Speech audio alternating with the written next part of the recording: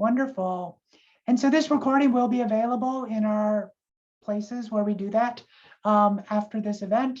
And so we'll talk more about that perhaps at the end, about where to get access, or someone can pop it in the chat. And so Aimee Bernard is our presenter today. She's an immunologist and assistant professor on the University of Colorado Anschutz campus, medical campus, where she teaches immunology to a wide variety of students. She also, including medical, dental, pharmacy, physician assistant, and graduate students. Aimee also runs a teacher training program for T32 trainees and a science communication workshops for upper level graduate students and postdocs across campus. In the spare time she has left after all that, she also runs a nonprofit. It's a community outreach program called Think Like a Scientist. It runs in elementary schools that surround the medical campus, and it serves a diverse population of historically underrepresented groups in STEM. The goal of that program is to inspire young and curious students into a career in science. So those of you who are here today may aspire maybe not to run whole programs like that, but to participate in them and be volunteers, or in the ways that you contact the public and talk about science. We know more now how important it is to get the public aware of science and to get more people involved and engaged in science early and throughout their K-20 and further K-20, K-30 careers. I don't know how long it's taken these days. So I'll turn it over to Aimee, and she's going to give us some information, and then we're going to work together. Yeah. Well, thanks so much for having me. One of my passions, as Karen mentioned, is science communication, just trying to always improve my own, as well as helping postdocs and grad students and just young people in science to communicate their science a little bit better, so it's more understandable to the general public. So that's what we're going to be talking about today. The slides we're going to start with are some tips for effective science communication. I'm hoping it will be a little bit interactive with some of you typing in some examples and things in the chat as we go along. And then we do have several activities and a breakout session. So we'll just move forward. Oops. See, there we go. Okay, another title slide. Why do we do this? Because we think that the general public should make informed decisions about everything they do. Vaccines, climate, recycling, composting, all the things, all of it's science. Okay, we're going to just run through these top 10 effective tips. You'll get all these slides. A lot of you probably know this, but now you have it all in one place. So we'll just talk about them real briefly, one slide for each one. And again, I'm going to ask a couple of you or all of you to type some things in the chat as we go, if you have some examples that you would like to share with the group. So the first is to know your audience. So who is your target audience? Who are you talking to?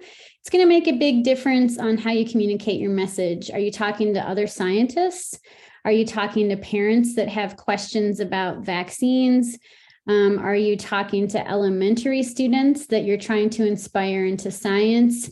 If you are a physician or a dental practitioner, are you talking to a patient about a procedure that they're going to have? So knowing your audience, I think, is really important. And also, if you can figure this out in advance, what are their thoughts on the topic? Like, as a vaccine advocate, I often try to figure out if I'm going into a friendly group or, in a lot of cases, where it'd be mixed or maybe not super friendly. So I think knowing that, just so you're prepared, is good to know. So number one, know your audience. And there's some emojis because that's how we talk now. We've gone back to hieroglyphics.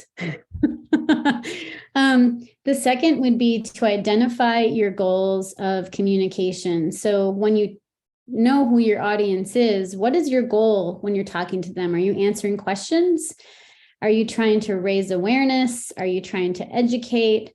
Maybe you're talking to politicians and you're trying to influence policy or encourage change for what they're doing in the laws they're proposing.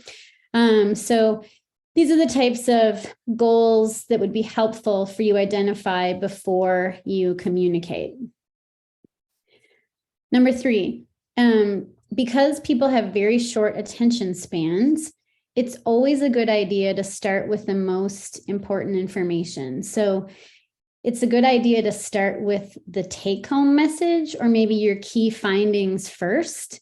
Kind of lead with that. Maybe it's kind of like the big picture, but really what this is going to do, it's going to tell your audience why should they care and what's in it for them. Okay, so that's what you're going to start with. And your take-home message could be, kind of, I guess, where you're trying to go with the audience.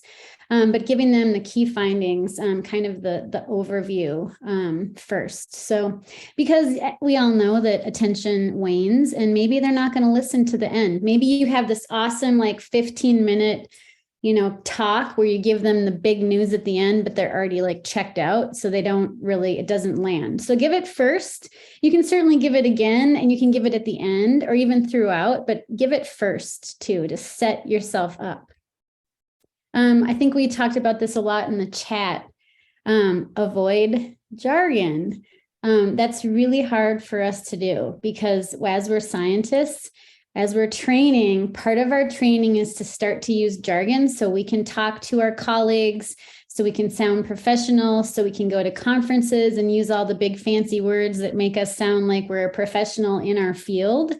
But what we forget to do is we forget that when we started, we didn't know any of those words and that it would have been hard for us to follow our own talk before we started our journey into science. So always try to think back to where you were when you first started and try to communicate in easy to understand language. If you have a problem with this, I totally recommend you test your explanation on colleagues, friends, family members, neighbors, anyone who will listen and give you honest feedback. I would say constructive because, hearing destructive is kind of hard to take, but constructive feedback. And then I would encourage you to explore multiple explanations until you find the right fit. I have a picture here of microtubule because I run that after school science program. I have grad student, medical student, dental student volunteers that go with me. And I had one student that kept talking about microtubules. And I said, okay, got to stop. Nobody knows in 4th and 5th grade what that is. So why don't you tell her they're like threads or strings inside of a cell that tie all the bits and pieces inside together? And she was like, oh, okay. But the kids were listening and nodding, but they had no idea what she was saying. So just avoid jargon. The 5th would be try to be relatable. You want to be relatable in many ways, but one way that you can do that, and I was hoping to see if anybody has analogies that they use in their field, if they would type them in the chat so we could see if there's any analogies that people use. But using analogies or stories can make science accessible and personal. So as a vaccine advocate, an analogy that I use quite frequently in the context of COVID vaccines is I like to tell people that COVID vaccines are like seat belts. While they may not prevent the crash, they do prevent serious injury and death. So, you may still come in contact with the virus, which is the crash, but you likely will not die or have serious injury if you have the COVID vaccine. So everybody knows what a seat belt is. So when they start relating COVID vaccines to seatbelts, it becomes a little bit more relatable for them. And then this is my graphic that I made. Why I will not quit my day job. Little teddy bear with the vaccine written on the seatbelt, but it's a visual. Visuals help. Another visual or another analogy I have is the use. So this is another one in context of vaccines. Sometimes there are different formulations of vaccines and people often get them confused. So I've come up with one for live attenuated vaccines, which is just a live and weakened version of a virus. So I compare them the live attenuated vaccines to decaf coffee. It kind of smells the same and maybe looks the same, but it doesn't have the same effect as like a fully caffeinated or like live infectious virus would. So sometimes people have an easier time understanding that. Oh, nice. So Siley put in DNA as a cookbook with recipes for dishes or proteins. Awesome. I use that one too. That's perfect. I think you and I talked about that. That's awesome. Okay, stem cells are like magic seeds. The same seed could grow into both a beet or an orchid. I love that. Yeah, that's awesome. The growing the stem cells like seeds. I've not heard that. I'm gonna hang on to that one. Thank you, Matthew. Okay, let's see.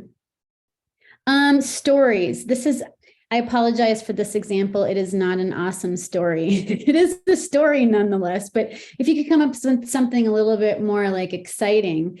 But my story for COVID vaccines is, like all of you, I want to do all I can to stay healthy during the pandemic. And I have been vaccinated 5 times to train my immune cells to fight the virus, and I have not yet been infected. I may be the only human on the planet, but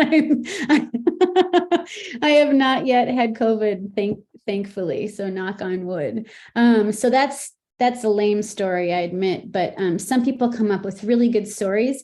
And I put here, this TED Talk, this is a fabulous story.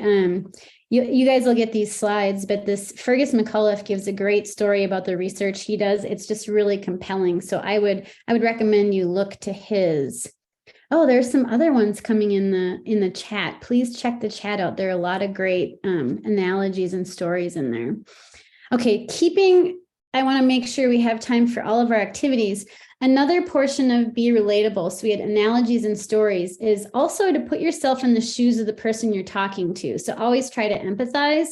As a vaccine advocate, that's something that is really important for me to do, because all the parents I talk to are trying to do what's right for their kids, but they may not be making the same vaccine decisions that I would.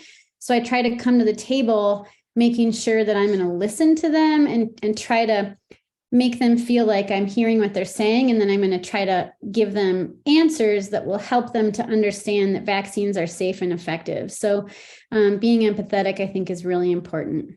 We may not always agree, but I think being empathetic is important. So this was my talking point for being relatable and empathetic with people that have questions or are skeptical about vaccines. One of the things I often say is, well, let me share with you what I know about vaccines as a mom and immunologist who's studied them for over 20 years. And sometimes that works. Okay. Visuals. I've been putting visuals in during this. So as you can see, providing visuals are often engaging and can help people understand, but also kind of learn and focus. So I would always include visuals if you can. Yeah, so visuals are incredibly helpful. I love humorous visuals. So this comes from the Amoeba Sisters. I don't know if anyone here has seen the Amoeba Sisters. If you haven't, you have to go look at their website. They have so many amazing things, but I like to make science fun. And the Amoeba Sisters have a lot of kind of humorous cartoons. So this is showing that the vaccine is telling the immune cells to train on the weakened virus that's in the vaccine. So they're going after the vaccine. So making it fun, but also providing visuals, I think, is helpful. Okay, another effective tip, if this is possible, is because of memory, people are not going to remember like 20 things you tell them. If you can stick to 3 main points, that has been shown to be probably the easiest for people to recall. So 3 things you want your audience to remember. So I am giving you my example of the analogy. COVID vaccines may not prevent the crash, but they do prevent serious injury. And in most cases, they would prevent death. So those are kind of like the top 3 things for my COVID vaccine advocacy. So again, 3 things if possible. This can be like a bonus, I think. Point 8. This is important, but you may not want to incorporate it in everything. Talk about the scientific process. So one thing we've seen here in real time with COVID is that people don't really understand that science is always evolving. And sometimes people will say to me, well, you didn't tell me to wear a mask right away, and now you're telling me I should wear a mask. I'm like, well, we didn't know then, because now we have data. Or, you didn't tell me that the vaccine wasn't going to be like 100% effective. I'm like, well, we actually didn't know that. We're learning and we're getting data. And the more data we get, the more we understand. And then we might, change a little bit about the things we say. So I think just sometimes if you can easily communicate that science is always changing, that's super helpful. By the way, I'm loving all these analogies that I'm seeing in the chat. Hopefully you guys are all kind of taking a peek at them as they go by. Also, we need to communicate science because of mis and disinformation, which is like a huge global threat because people are listening to misinformation and, even worse, the nefarious disinformation that is meant to spread fear. So when you talk about science evolving, that may actually help us to combat the spread of this type of information, because people will understand that science is always evolving. Another thing that would be really important to do, if you can add it in, is try to focus on the bigger impact. This kind of goes back to identifying your goals. Like, what is the point of what you're telling them? Is it going to impact their health? Is it going to impact education or policy? Will it change their financial situation? Are these, what's going to happen? Like, what's the bigger impact for them? So I apologize. My bulldog saw somebody walk by. So when you get vaccinated, it's going to protect you, your family, and your community. So that's a really big impact. May it also save you sick days from work or sick days from school, maybe trips to the doctor, things like that. Again, this can help spread or stop the spread of mis and disinformation. Okay, we're going to have just a little mini activity here. So develop an elevator pitch. And this is, I would like you guys to use the chat just so we can see. We will break into groups in a minute, but the chat here, I love watching the chat. I think it's super fun. When I taught on Zoom for like the full 2 years, chat was, I thought, amazing. I love seeing what people were thinking. So what I want you to do is just take a minute and type in the chat like just a 1 minute overview, or like just a couple sentences, or even just one of your work to a fellow colleague. This can be all the jargon that you've ever wanted to use. It can be jargony. Just fill it with jargon. Make it sound awesome. So let's just take a minute or so. We'll see how the chat starts filling up. Obviously, you can jot it down in front of you first, if you would like.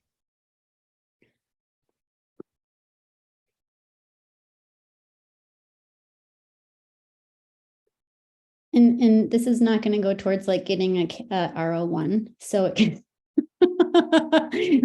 does not need to be perfect.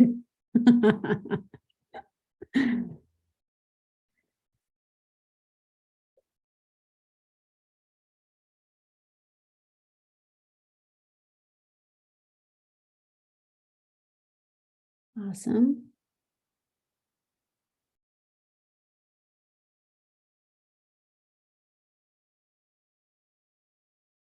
Awesome.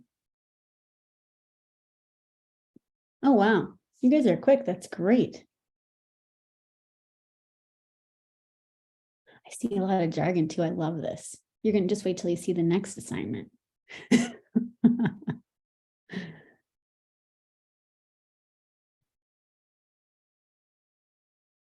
right, let's see. We got 1, 2, 3, 4, 5, 6, 7, 8. Awesome. How many there are you?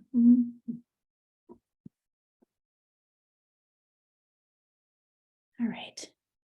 Oh, another one came up. Another one. Awesome.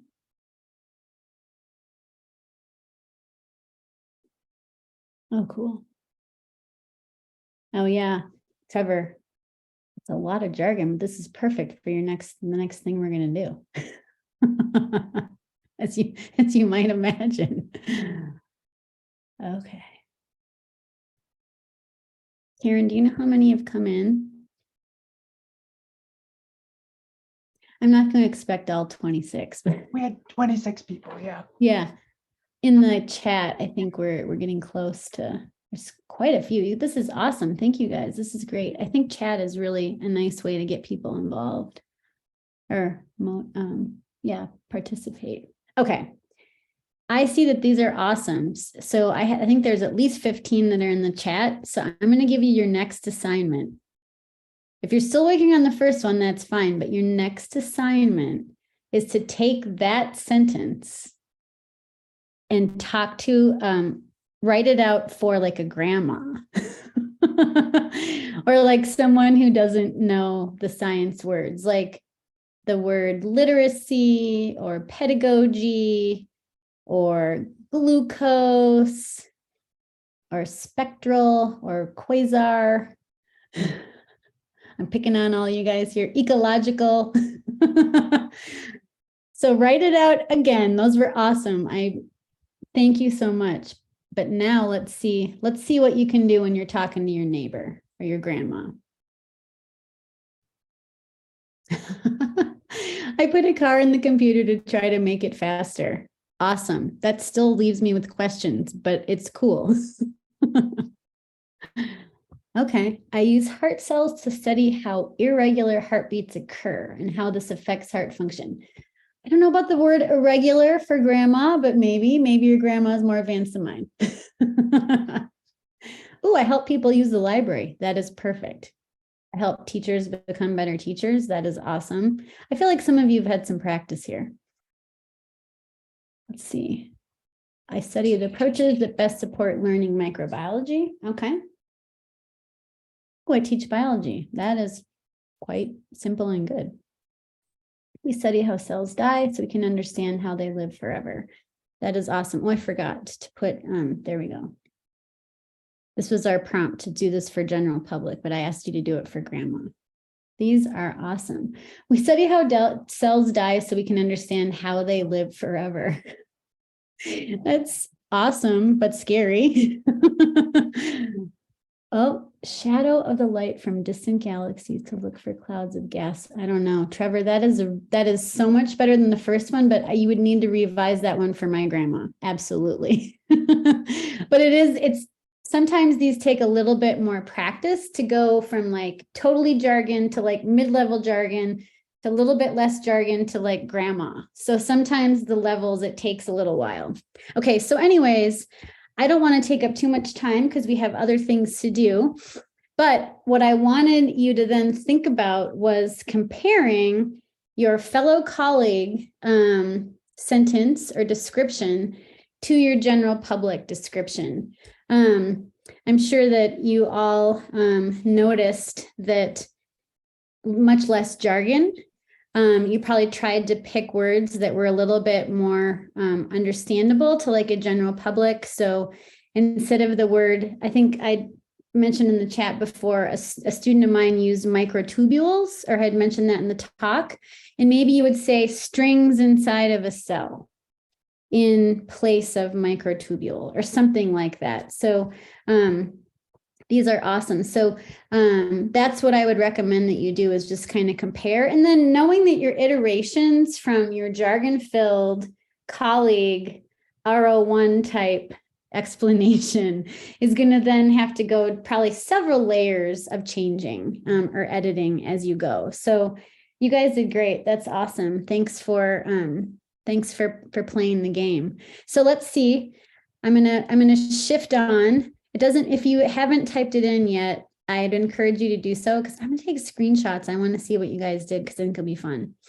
Okay, let's continue on. You got this email, I think, last week that we asked you to have in mind one science topic that you really want help communicating. So I'm hoping that either you have that in mind now, or if you didn't see this email before, that you start thinking about it this very moment. And I'm sure that all of us as scientists, we probably don't have a problem coming up with something that is challenging for us to talk about. So with that, we're going to continue on. Oops. Here we go. Okay. Here is what we're going to do next. Number 1, don't leave. I know that when we move to breakout rooms that it drops out. Maybe it was a computer error, but please stay engaged.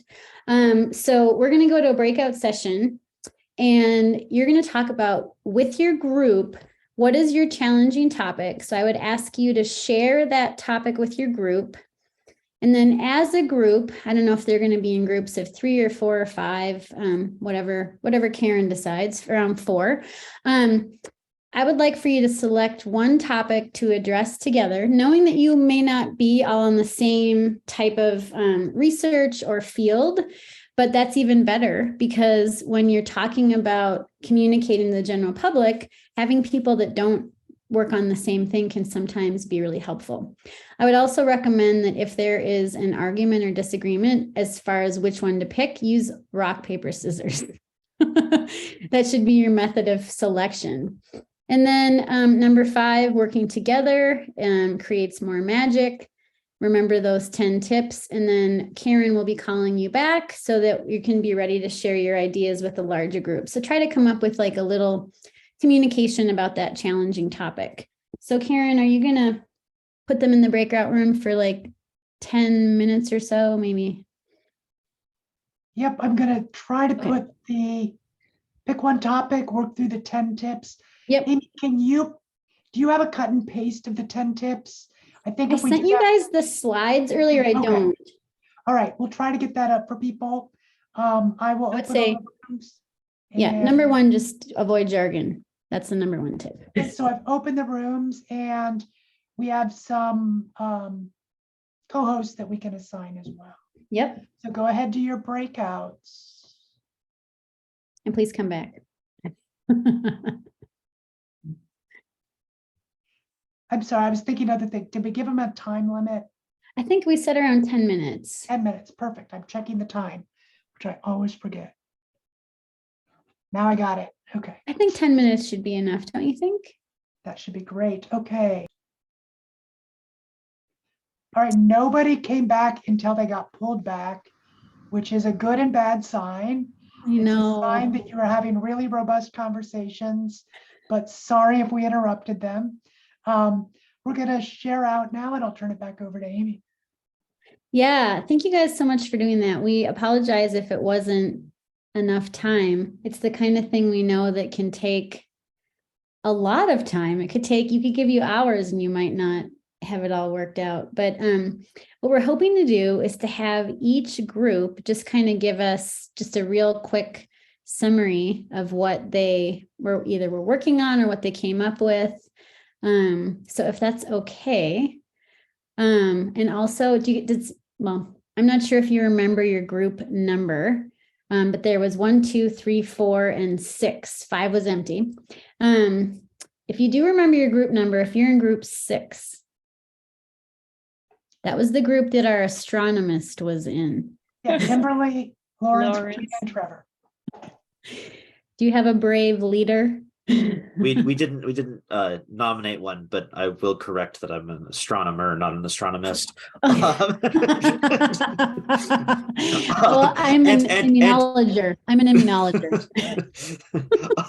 And since I started off with correcting you, I'll report out for our group. Correction obviously needed, so thank you. I guess I'm an astronomer or an astrophysicist when I want to sound smart. Perfect. Love it. Or I study the stars.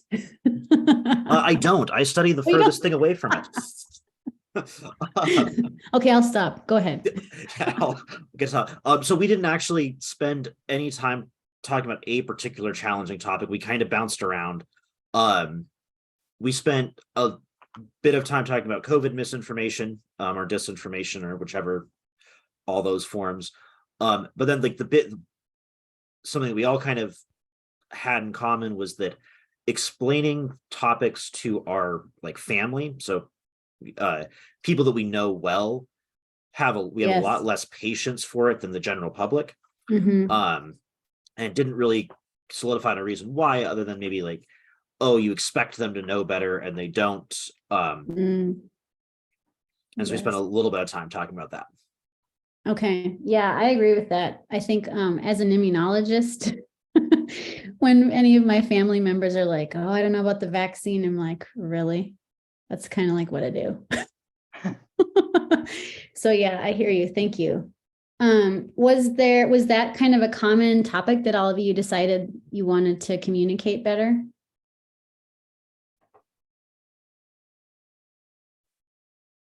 Kind of? Okay. Yeah, I don't know if we had enough of a consensus for me to feel comfortable saying yes or no to that. Okay. Okay. Awesome. Thank you so much for being the brave leader. How about we didn't have a group 5. How about group 4? Was there? That was Dustin, Emily, Melanie, and Michaela. You got to self-select if no one chose. Okay, I will talk. So we had 2 biochemists, I think biologists, evolutionary biologists, physicists, and I actually didn't get the title of our 4th person. But we talked about genetic drift, actually. And so explaining things about evolution, essentially, to people, and how to try and pare that down and explain. We kind of got, I don't want to say hung up, but we talked about the difference between natural selection. And so the fact that there is a reason why we might have more of a trait in a population versus genetic drift, which was sort of events due to random chance that affects how often a characteristic shows up, was the suggestion that for word choice that we got. And so that was pretty challenging to pare that down. Yeah. Yeah. Sounds like you got a really good start though. I think so. Yeah. Yeah. No, it's awesome. Thank you. What about group 3? Pankaj, Robert, Robin, and Siley. If no one else wants to go, I can go. You go, Sally. Yeah, and Robin, if you wanna add things, that would be appreciated, because I did not Okay. capture all of the thoughts that we shared. Okay. So we had diffusion and osmosis as the topic, but we had also, like, for the immunologists, PRRs versus PAMPs as a suggestion. And we just stayed away from that one because we didn't have enough time. For diffusion and osmosis, we said, soda, like bubbles rising in a glass of soda, like to demonstrate like movement from high pressure to low pressure. We had like dropping dye in a glass of water to see how the dye particles Love that. move around. And there were a couple more suggestions, so I'm going to hand it over to Robin. Yeah, all of what we ended up doing was just making suggestions about ways to model it or demonstrate it. So it was the soda, the dye in a glass of water, smell, like squirting something that had a powerful smell, and how long it took to get across the room. Yeah. And then we also talked about, for osmosis, constructing sort of a human chain, with the students, so that they are representing a membrane, and some of them, you have a group on one side and another group on the other side in different concentrations, and trying to talk about crossing a membrane. And That's really cool. I like the demonstration. Yeah. I like the visual elements of that. And then also the human chain would be like interactive, getting students to move around. I Getting think them that's up, really yeah. cool. Yeah. And also, even if you don't have like the water and the dye or whatever, you can always say that or explain that to students. And I like when you said that, I was visualizing that happening. Yeah. Even without a video. So yeah, no, it's really powerful. Thank you guys. That's great. Sounds like you had a pretty productive session. What about group 2? That was Annie, Catherine, Kathy, and someone who's left. No. So we were a group of Annie, the science librarian, Catherine, the biologist, and Kathy, the chemist. We were trying to see the influence of pH on cells. And Catherine was talking about a very good visual, and that is digestion, when she talked about the acidicness of the stomach and digestion and how people can visualize that. And Catherine, you want to talk a little bit more about that? Yes, I use this example. pH is a really difficult concept because they hear when as a biologist, I talk about it, it makes them think immediately about their chemistry, and also then you start thinking about the inverse relationship and all that with the ions involved, and then they get really confused. So you have to give them some visuals on what actually pH is about. So with the gastric acid in the stomach, I think someone mentioned, I think it was Talita was with us, and she mentioned the taste of acidity versus basic, or that was Kathy suggesting, making them think about how the difference, as far as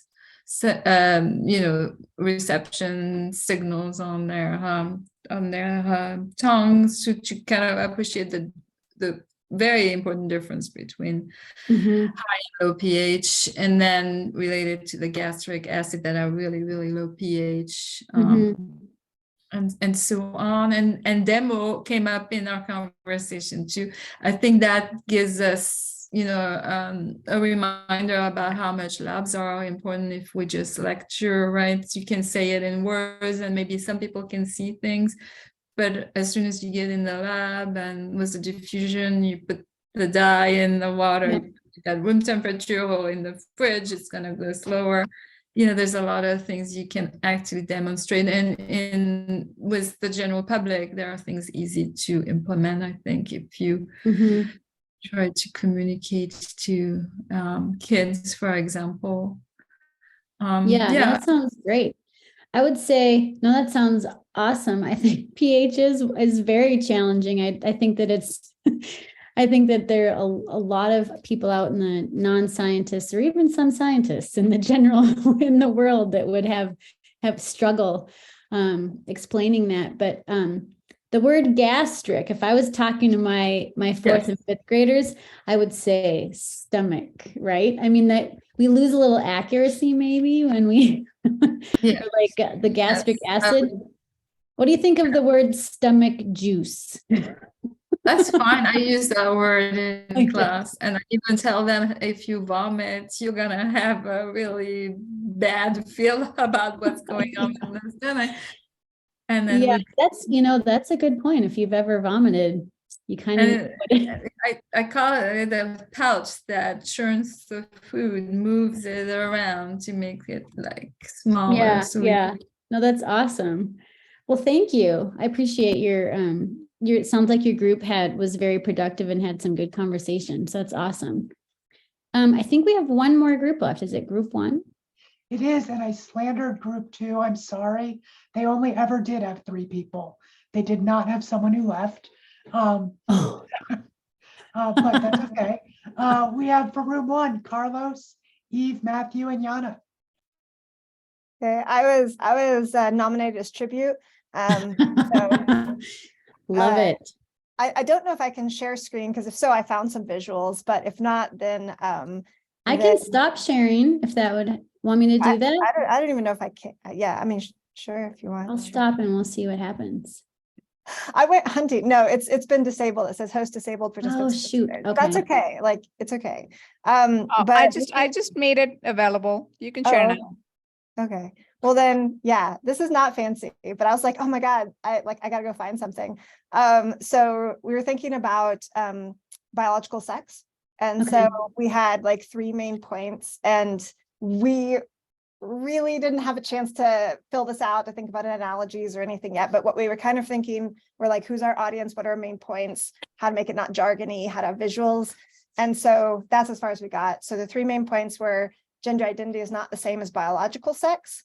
Biological sex is complicated and influenced by multiple factors, or multiple physical things, and physical expression can actually be on a continuum, as can, I tried to not use the word non-binary, because that's sort of too, but on a continuum. And anyway, so I was trying to hunt for visuals, but the idea that sex and gender are different. I was like, oh, maybe this visual would work Yeah. for that. This would be for an adult audience of non-specialist scientists is the sort of the idea, not like kids. So I don't Mhm. know, like kids would be different.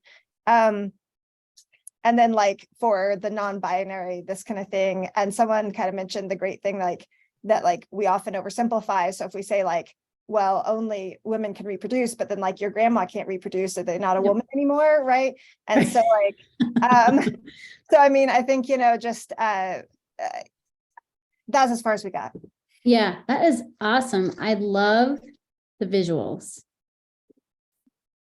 That is great. I just went hunting for them now. Yeah. Well, now you know they exist. No, that's awesome. No, thank you for sharing that. It sounds like your group had a pretty good conversation. When you do work through that, I would love for you to send it to me if you are going to work on this. It is something I'm going to work on for one of my classes. Yeah. My topic got the straw that was chosen. So Got it. I'm gonna close my door because it sounds like someone just got home. Well, so thank you guys all for participating in that. I know we have just 1 minute, but were there any particular challenges that you came across or that you all found that you had in common? Finding the right visuals immediately. for me, it's analogies often Yeah. and stories. I think like that's something that I really need to work on, is coming up, because the right analogy can just like really like send light bulbs sometimes. Yeah. I actually just taught a workshop, science communication workshop, and that was one of the things that students were saying, and it was postdocs and grad students, that they love analogies, but coming up with one that's kind of like rock solid that can like stand the test of using it in different kind of scenarios. It's challenging. So yeah, I agree, but they're worth it if you can find the right one. Well, Karen, I know we're at time. It's 2:59, so I want to be respectful of people's time since we all need more.